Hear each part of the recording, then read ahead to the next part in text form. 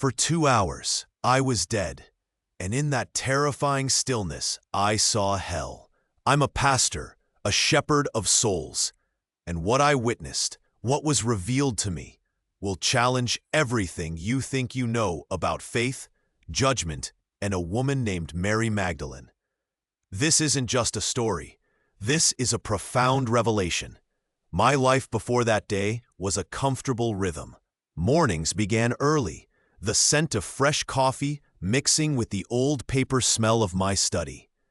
I'd sit at my heavy oak desk, tracing the worn leather of my King James Bible, preparing sermons.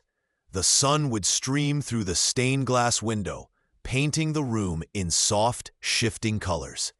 My days were full of counseling, community events, and the familiar faces of my congregation. Lord knows, I loved those people. But deep down, a quiet discomfort had begun to settle. A subtle hollowness.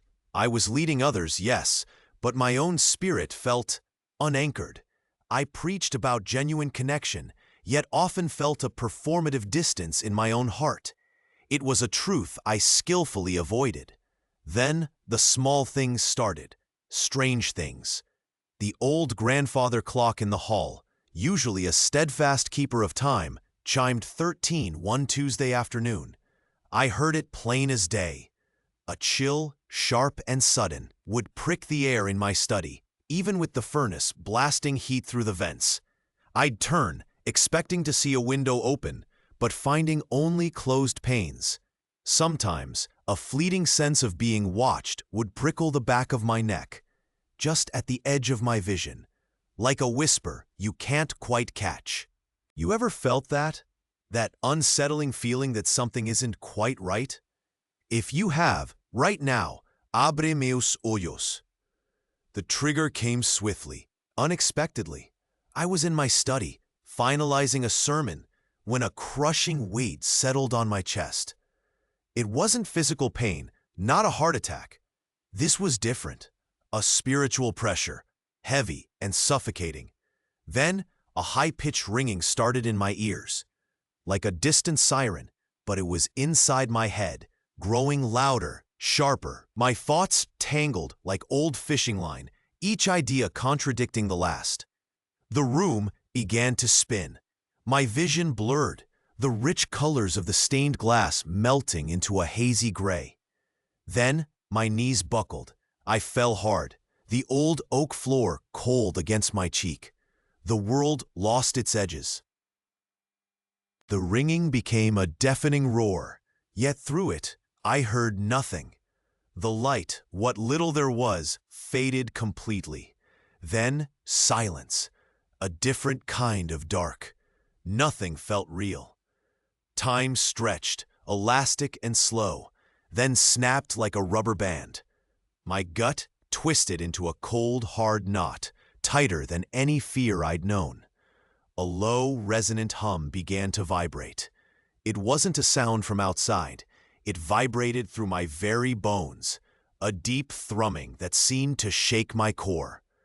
A faint, acrid scent of ozone pricked my nostrils. It was like lightning had struck too close, leaving a metallic tang on my tongue, a raw burn at the back of my throat. The air grew heavy, thick, pressing down on me. It wasn't cold, bless your heart, but a suffocating warmth that promised no comfort, only an oppressive closeness. Darkness swirled, not empty blackness, but filled with a viscous, unseen texture. Like being submerged in something oily and vast, yet I felt no water, only this oppressive density. If you believe the consciousness continues beyond the body, right? Eu acredito. This was a descent. The low, resonant hum deepened, thrumming against my ribs, making my teeth ache. The acrid scent of ozone burned in my sinuses, a constant metallic taste on my tongue. This wasn't some empty void. It was a place, dense and heavy, where the very air felt like 1,000 needles pricking my awareness. I floated, or perhaps drifted, through a swirling, viscous darkness, a suffocating warmth clinging to my skin. My vision, though blurred, began to resolve faint, distorted shapes. Figures, so many figures. They moved with a terrible, silent purpose, each caught in their own private loop. I saw a man, his face a mask of avarice, his hands perpetually grasping for phantom coins that clattered soundlessly through his fingers. He muttered about ledgers and markets, his voice a dry, papery whisper, his eyes hollow, never seeing, only calculating. He was blind to everything but his own insatiable hunger for what could never satisfy. His world was just endless, fruitless acquisition. Then, a woman, her form shimmering with an ethereal, desperate beauty. She preened, adjusting an invisible gown, her lips whispering for praise, for validation. But no one heard, no one saw her, truly. Her beauty was a fragile prison, and the air around her was cold, sterile, despite the oppressive heat. She was utterly alone in her self-adoration. If you've ever understood the danger of pride, comment right now. Pride truly blinds.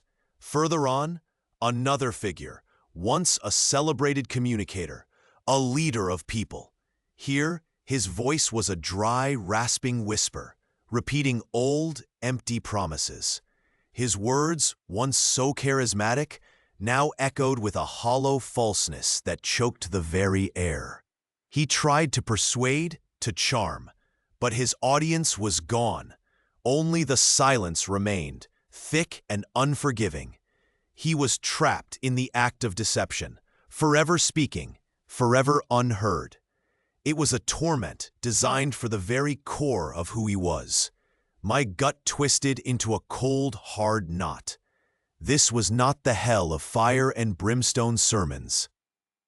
This was a deeper, more personal agony tailored to each soul's deepest failings. The hum intensified, a raw, almost physical pressure, and the ozone smell became almost suffocating.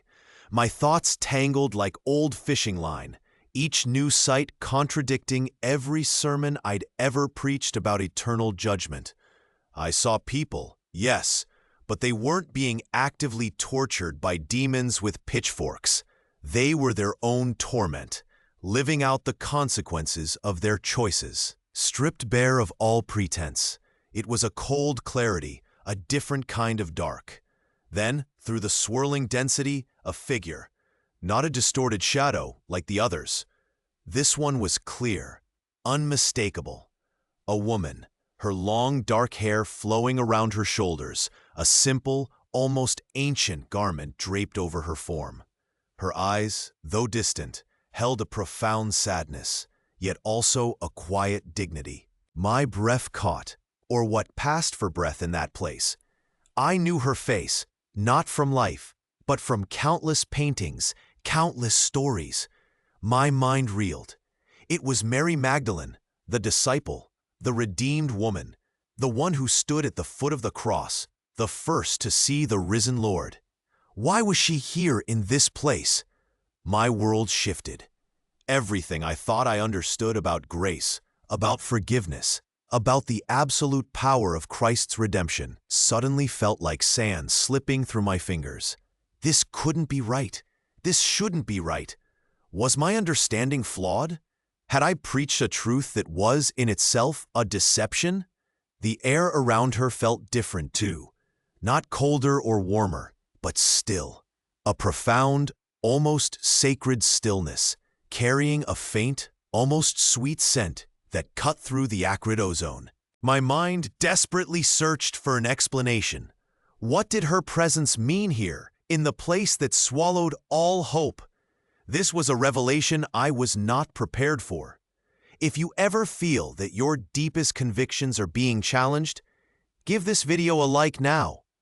The sight of Mary Magdalene, a woman of such profound redemption in this place, was a blow to my very core. It splintered my understanding. My mind scrambled, trying to reconcile her presence with everything I'd ever preached, everything I thought I knew about God's boundless grace. The air, which had briefly held that faint, sweet scent near her, now grew heavy again. The low, resonant hum, a constant thrumming against my ribs, intensified sharply. It vibrated through the viscous darkness, and the acrid ozone scent, it clawed at my throat. It felt like 1,000 needles pricking my awareness, but now they were focused, sharper.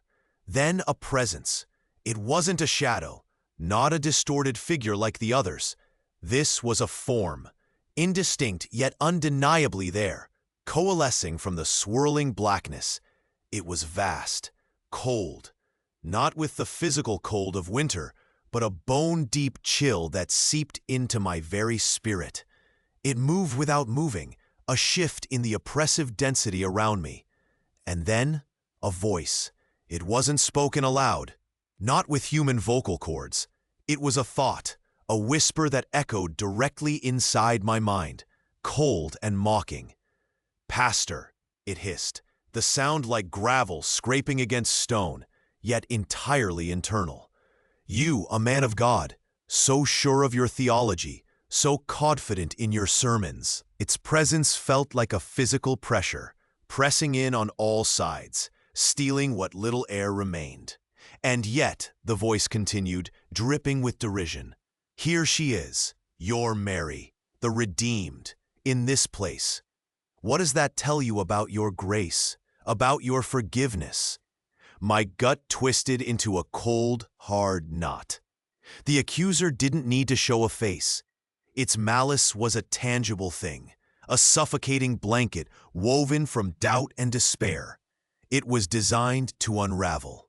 It was trying to make me question everything, to break me. My thoughts tangled like old fishing line, each thread pulling against the other. Was it right? Was my faith, my entire life's work, built on a lie?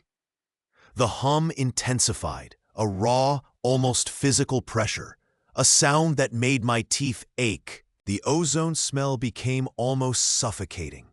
This entity, this accuser, was feeding on my confusion, on my deepest fears. It wanted me to despair. It wanted me to believe that even redemption was a fragile thing, easily lost. "You preach salvation," the voice sneered, "but you didn't truly understand its cost, or its conditions. Did you, shepherd?" It paused, and in that pause, the silence was more terrifying than any roar. "You who stood in the pulpit, declaring truth, what truth did you truly embody?" The question hung in the thick, heavy air. It wasn't just about Mary Magdalene anymore. It was about me, about my own life. This was a test, a brutal interrogation of my very soul. If you've ever felt that deep, unsettling question about your own beliefs, if you've ever needed to break free from self-deception, right now, deliver me from deception. The accuser's words, cold and precise, hit me with the force of a physical blow. What truth did you truly embody? The question echoed, not just from the presence before me, but from deep within my own being. It was a cold clarity. In that moment, the swirling darkness around me seemed to shift, to clear, revealing something far more disturbing than the tormented figures. It revealed me. I saw my study again, not as a memory, but as if I were there, floating above it. The heavy oak desk, the worn leather of my King James Bible. But this time, I saw it differently. I saw myself sitting there morning after morning, my hand tracing the elegant script on the page, my lips forming the words of Scripture. But my eyes, I saw them. They were distant, focused on the words, yes, but not truly seeing the people those words were meant for, not truly feeling the weight of the message. I remembered a specific Sunday. The sun had streamed through the stained glass window, painting the room in soft, shifting colors. Just like always, I was preaching on compassion, on empathy, on reaching out to the lost. My voice was strong, my gestures practiced and confident. I saw the faces in the pews, nodding, some with tears in their eyes. They believed me. They believed in me. But I remembered the quiet discomfort, the subtle hollowness I'd felt, even then. The performative distance. I was a master of the performance, a trusted friend sharing a profound truth, yes, but often from a script, not from a deeply felt, living connection. The accuser's voice, a low, contemptuous whisper, cut through the vision. You offered comfort, Pastor, but did you ever truly receive it? You spoke of grace, but did you truly live by it, beyond the words on the page? Or was it just another sermon, another performance for the congregation? The question was a scalpel, peeling back layers of self-deception. My own words, those carefully crafted phrases about genuine connection, now felt like a heavy weight in my chest. They were true, yes, but I hadn't let them penetrate my own heart. I had kept a wall up, even from myself, a wall of pride, of self-sufficiency. I had loved the idea of being a shepherd, perhaps more than the messy, vulnerable reality of truly being one. I'd pursued accolades, intellectual understanding, the respect of my peers. All good things on the surface. But they had subtly replaced the simple, raw humility that true faith demands. My anchor detail, the worn leather of my Bible. I had held it close, presented it, but sometimes I had treated it more like a prop for authority than a living paget. Breathing word meant to transform me. The truth hit, a cold clarity, my world shifted. This wasn't just about Mary Magdalene, it was about my own heart. The hum seemed to pulse with this agonizing revelation. This internal mirror shattered my self-image. It showed me the pride, the subtle idolatry of my own ministry, the comfort I found in being respected rather than truly transformed. It was a bitter taste in my mouth, like ashes. If you've ever felt that piercing self-awareness, that moment when your own truth stands bare, comment, "The truth sets us free." This was a different kind of dark. Nothing felt real. But this truth, this painful, undeniable truth, was the most real thing I had ever encountered. The accuser's voice was a scalpel, and I was bleeding truth. My world felt hollow, stripped bare. The low, resonant hum, which had thrummed with malice, now felt like a relentless, mocking drone, intensifying around my ears. The acrid ozone burned, a constant, choking reminder of my own self-deception. I was lost in this agonizing revelation, adrift in a sea of regret, no turning back. My chest ached with a deep, spiritual exhaustion, heavier than any physical burden. I longed for an end, for anything but this searing internal spotlight. Then, a ripple. A subtle shift in the viscous darkness. The oppressive density around me seemed to thin, just a fraction. The hum, that dreadful metallic thrum, began to change. It didn't stop, but its harshness softened, slowly, imperceptibly at first. It became less a drone, more a deep, sustained chord, resonating with a strange, profound beauty.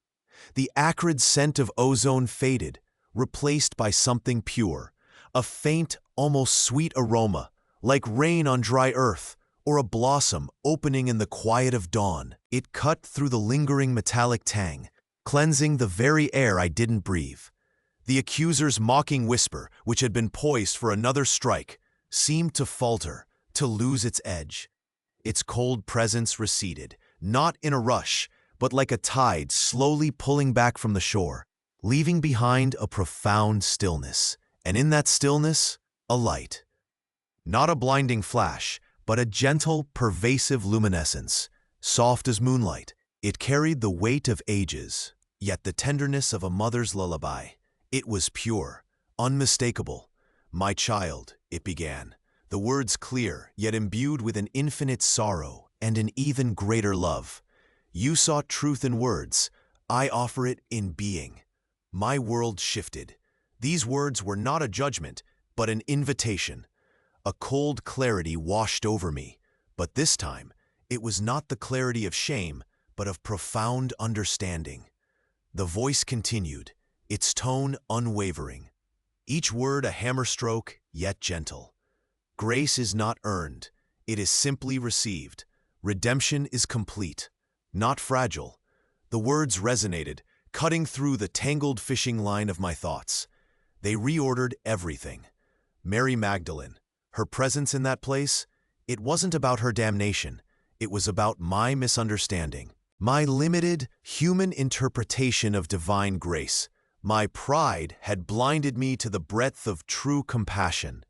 The voice wasn't accusing me. It was simply stating a truth so vast, so simple, it shattered my carefully constructed theological walls. You are loved, despite your flaws, despite your performance. That hit. That was the cut. I felt it.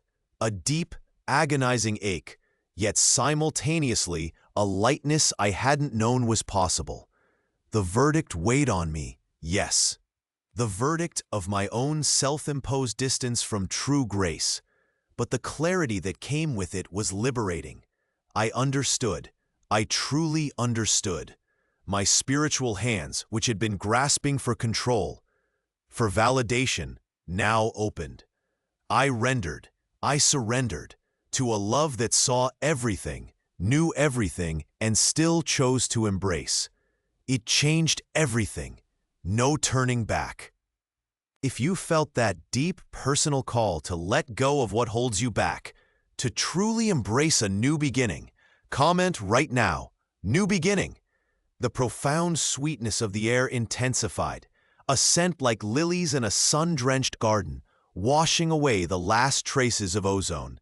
The melodic hum enveloped me, a soothing balm to my raw spirit. I felt a warmth spread through me, like sunlight breaking through storm clouds after days of rain, a warmth that came from within. Without burning, only comforting.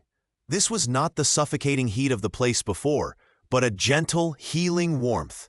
My gut, which had been a cold, hard knot of fear and self-reproach, began to loosen, slowly, painfully, like thawing ice. The figures of torment, the avaricious man, the vain woman, the deceptive leader, they were still there in the periphery, but their suffering now seemed distant, not pressing in on me. They were not my focus. My focus was the voice, the profound peace it offered. I felt a deep, cleansing sorrow for my own pride, for the years I had spent performing, rather than simply being. This wasn't just about understanding a theological concept. It was about experiencing a divine reality. The voice had spoken of Mary Magdalene, not directly, but through the reordering of my understanding. Her presence in that place was not a sign of her condemnation, but a poignant illustration of the depth of the redemption available. Even in the very heart of spiritual consequence, the echoes of grace could be discerned, if one truly saw. My narrow view had twisted a testament of grace into a symbol of despair. What a fool I had been. I hung there, suspended in that luminous, peaceful darkness, bathed in the melodic hum and the sweet scent, feeling utterly undone and utterly remade. My thoughts no longer tangled. They were clear, simple, focused on this overwhelming love. It was a moment of absolute surrender, a complete letting go of my own understanding, my own control. A deep, quiet peace settled over me, a peace that felt ancient and new all at once. This was the revelation, not just about hell or Mary Magdalene, but about the boundless, unconditional nature of grace itself. It was a truth that didn't just rattle my bones, but rebuilt them, stronger, purer. I was no longer the pastor who preached from a script, but a man who had been broken open and then tenderly put back together by something far greater than himself. Just like that. If this part of my journey has resonated with you, If you felt that moment of absolute clarity, please give this video a like now. It helps these stories reach more hearts. The profound sweetness of the air intensified, a scent like lilies in a sun-drenched garden. Washing away the last traces of ozone, the melodic hum enveloped me, a soothing balm to my raw spirit. I felt a warmth spread through me, like sunlight breaking through storm clouds after days of rain, a warmth that came from within, without burning, only comforting. This was not the suffocating heat of the place before, but a gentle, healing warmth. My gut, which had been a cold, hard knot of fear and self-reproach, began to loosen, slowly, painfully, like thawing ice. The figures of torment, the avaricious man, the vain woman, the deceptive leader, they were still there in the periphery, but their suffering now seemed distant, not pressing in on me. They were not my focus. My focus was the voice, the profound peace it offered. I felt a deep, cleansing sorrow for my own pride, for the years I had spent performing rather than simply being. This wasn't just about understanding a theological concept. It was about experiencing a divine reality. The voice had spoken of Mary Magdalene, not directly, but through the reordering of my understanding. Her presence in that place was not a sign of her condemnation, but a poignant illustration of the depth of the redemption available. Even in the very heart of spiritual consequence, the echoes of grace could be discerned, if one truly saw. My narrow view had twisted a testament of grace into a symbol of despair. What a fool I had been! I hung there, suspended in that luminous, peaceful darkness, bathed in the melodic hum and the sweet scent, feeling utterly undone and utterly remade. My thoughts no longer tangled. They were clear, simple, focused on this overwhelming love. It was a moment of absolute surrender, a complete letting go of my own understanding, my own control. A deep, quiet peace settled over me, a peace that felt ancient and new all at once. This was the revelation, not just about hell or Mary Magdalene, but about the boundless, unconditional nature of grace itself. It was a truth that didn't just rattle my bones, but rebuilt them, stronger, purer. I was no longer the pastor who preached from a script, but a man who had been broken open and then, tenderly, put back together by something far greater than himself. Just like that. If this part of my journey has resonated with you, if you felt that moment of absolute clarity, please give this video a like now. It helps these stories reach more hearts. Then, a subtle shift. The vast, luminous darkness began to contract, pulling in on itself. That deep, melodic hum, which had cradled me, slowly started to recede, fading like a distant echo.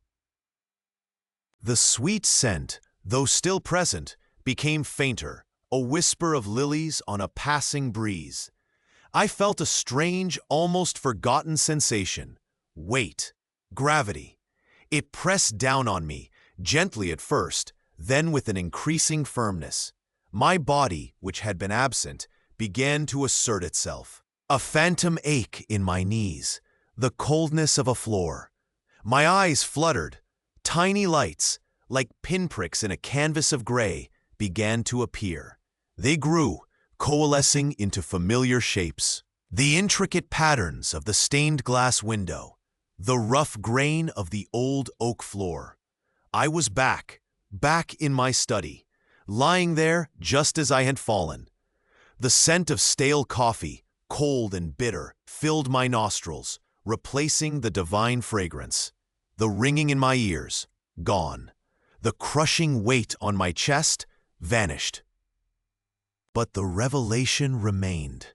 It was branded into my soul. A cold clarity. My world shifted. I pushed myself up, slowly, my muscles stiff, protesting. My throat was dry, like sandpaper. I felt utterly drained, yet profoundly, irrevocably changed. The old grandfather clock in the hall chimed, a steady, familiar dong. 12 times, not 13. The ordinary world had returned, but I was anything but ordinary. I was still Pastor Elias, yes, but the man who had fallen was gone. A new beginning. I looked at my worn King James Bible, still lying open on the desk. Its leather felt different now, less like a prop, more like a sacred trust. The change wasn't just internal. It permeated everything. My routine, once a comfortable, almost detached performance, became a living prayer. I still woke early, but the coffee no longer just masked my fatigue. It was a quiet moment of gratitude. My sermons, Lord knows, they shifted. I stopped chasing intellectual accolades or the perfect turn of phrase. Instead, I spoke from the heart, from the raw, vulnerable place of what I had witnessed. The words of grace, forgiveness, and redemption now carried a weight, a truth I had never truly known before. The performative distance was gone. At home, with my family, I became more present. I'd always loved my wife and children, bless their hearts, but I often brought the weight of the church, the demands of the ministry, into our quiet moments. Now, I listened, truly listened. The small details of their days, the way my daughter braided her hair, the quiet hum my wife made when she was deep in thought, these became precious. I wasn't just a pastor to them. I was a husband, a father, fully there. If someone in your life came to mind, someone who might need to hear this message of radical transformation, share this video right now with that person. It could be the revelation they need. My consumption habits changed, too. I used to find comfort in possessions, in the subtle status symbols of a successful pastor. Now, those things felt hollow. I started giving more, living with less, finding joy not in acquisition but in generosity. The desire to accumulate, the avarice I'd witnessed in that other place, had lost its grip on me and my community, my congregation. That was the biggest shift. I stopped seeing them as an audience to impress and started seeing them as souls, each wrestling with their own quiet discomforts, their own subtle hollowness.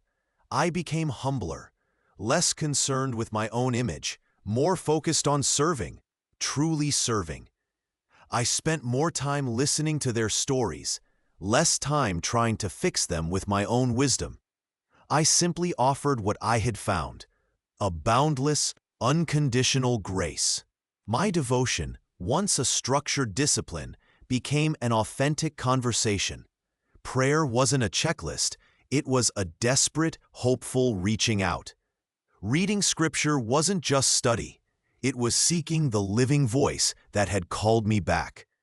Maybe you're listening right now, and you feel that subtle hollowness I spoke of, that performative distance. Maybe you've built your own walls, just like I did. You might think your struggles are too small, or your failures too great, to merit such a profound revelation.